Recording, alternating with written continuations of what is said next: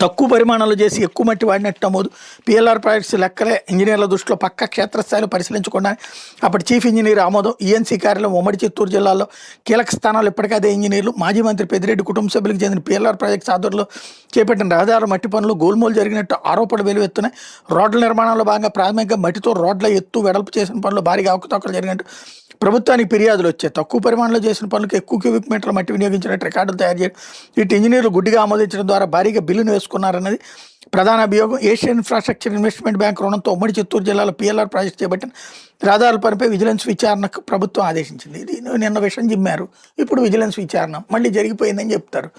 ఇంజనీర్లు అక్కడ ఏం జరగలేదు అన్నటువంటి చెప్తే ఆ ఇంజనీర్లు అందరూ అక్కడే ఉండిపోయారు, వాళ్ళందరూ పెద్దిరెడ్డి మనుషులని రాస్తారు. ఒకళ్ళ మీదన ఎలా విషం చిమ్మాలి, సాంస్కృతిక దాడి ఎలా చేయాలి, ఒకళ్ళ క్యారెక్టర్ ఎట్లాగా అసాసినేట్ చేయాలి, తప్పుని ఒప్పుగా ఒప్పుని తప్పుగా ఎట్లా చూపెట్టాలి అనేటటువంటిది జర్నలిజం మర్చిపోయి నీచత్వాన్ని నెత్తిన పెట్టుకున్నటువంటి ఈనాడు పరాకాష్ఠకి తీసుకెళ్తున్నటువంటి వార్త ఇది. లేకపోతే